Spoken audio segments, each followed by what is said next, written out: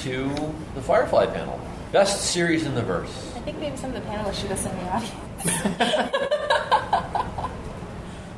Yeah. Hey, we're working on it. There's an old convention saw that if there's more people on the panel than in the audience, you're supposed to switch places. But yeah, there is.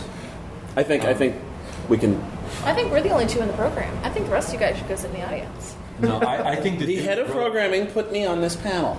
I think the dude that wrote the book should be up here. I'm just.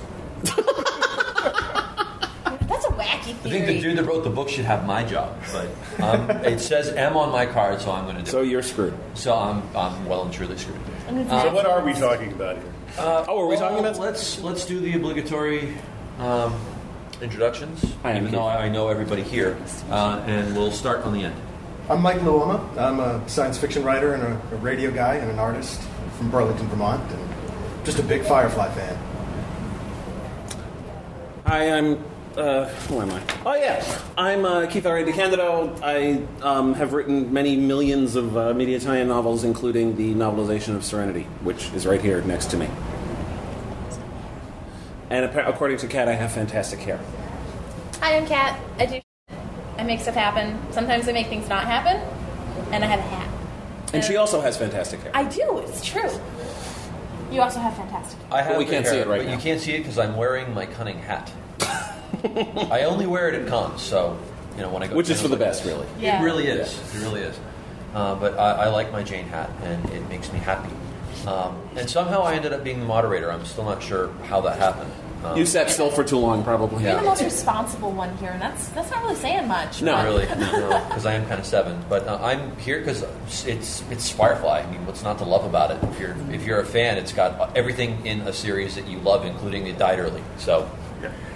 I'm George Claxton. I'm a nonfiction writer, and I'm a big Joss Whedon fan. I was a big Buffy fan. I was a big Angel fan. I was a big Firefly fan. And I still hate Fox for destroying the show. What do you think of Dr. Horrible? Actually, I didn't see that much of it because my new computer had not arrived yet. It's still up last I checked. Yeah. I just haven't gotten around. They took it down and they put it back up. Yeah, but they're also releasing it on DVD. Yeah, I may just wait. I think I'm just going to wait for the DVD rather than dealing with the streaming gods. Especially since I have a DSL modem that likes to stop working every once in a while. So like after you've downloaded like 98% of it, and then it goes Doctor Who, and then it goes. Yeah, and then it puts up its little feet. It takes you like 4 hours. It takes you like shut up. Half an hour because I'm awesome. It's true. Anyway. And modest. Do we mention modest? I am modest. You're damn modest. I really am. Anyway. Dr. Horrible was wonderful. And I hope they make more. I mean, there's rumors about it. Mm-hmm. We shall see.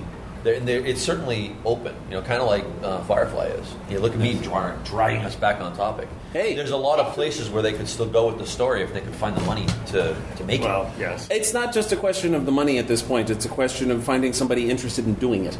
It's already. The problem is, at this point, from a Hollywood perspective, I'm not talking about from a critical perspective. It's failed twice. It failed as a TV show and it failed as a movie. The box office on the film was dreadful. It barely made back its production budget, and it didn't have a very high production budget. In fact, that was going into it, I was thinking that was one of the things working in the movie's favor, was that for a science fiction film, it was a very low budget film. It was only, I think, 40 or 50 million to make. Which part of that is because it didn't have any big name stars. None of the actors are A-list from a salary perspective. So. The effects were really good, but nothing too. Summer Glau is. The one thing now, but she wasn't at the time. The movie. One thing that I would like to say here, though, is that it didn't so much fail as a television show as it was killed. No. I'm talking about from. And also, it's the way strictly speaking, it did fail because I've seen the ratings. The problem that they had with the show, in terms of ratings and such, was that it was a very expensive show to produce. Yes. So it needed to be hugely. It needed a bigger audience than Buffy and Angel ever got in order to be successful on Fox, because the standards for success on Fox are much higher than they are on UPN, the WB, UPN, CW.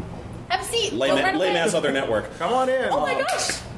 We're about each People! Yay! Well, one thing that I would like to say is that at Worldcon a couple of years ago, I talked to somebody from Fox who was explaining to me exactly what had happened to the show. And apparently it had gotten the green light from one group of executives who then left.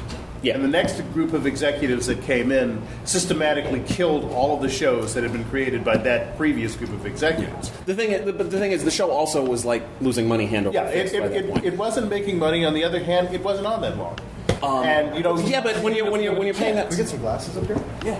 and the shows that they put on in its place actually did worse than Firefly. yeah, but they didn't cost as much in the first place. Yeah. The thing with TV shows is that the success isn't so much how much money you make, but how much money you make compared to how much money you spent in the first place. Right. That's true in book sales for that matter too. The ratings numbers in and of themselves and also the ratings went over a cliff after the second episode. Now this is Fox's fault, and I'm perfectly happy to blame them for this. Was they decided at the last minute to trash the pilot episode and instead air The Train Job.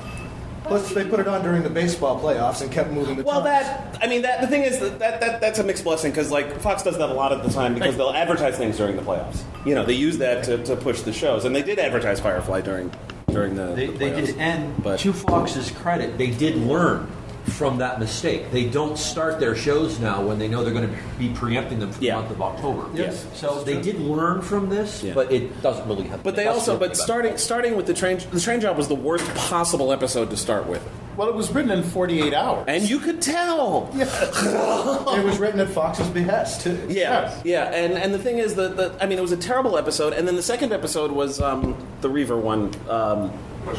Bushwhacked. Thank you. I knew there was a B in there somewhere.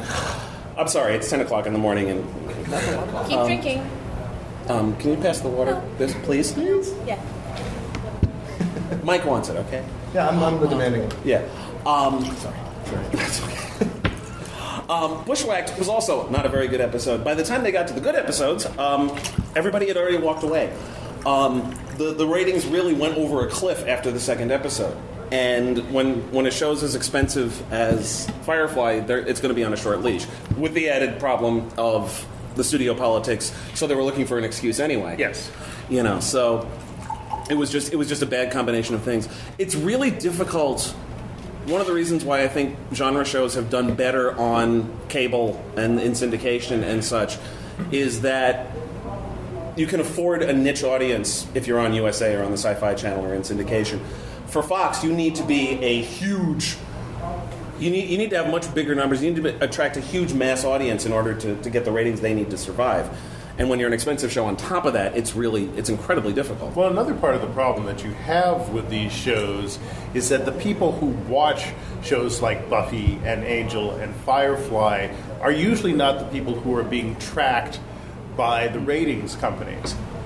They, for example, don't go into universities and colleges to find out what people are watching. And they don't know that you've got a room of 30 or 40 people who are watching the show all at once. Because you don't track that. Yeah, but those are college students. They don't have money, so they're not going to buy the stuff being advertised anyway. Actually, they're in the demographic that Yeah, I you're know. looking for. Which is why it's strange that they don't actually track these people. Yeah.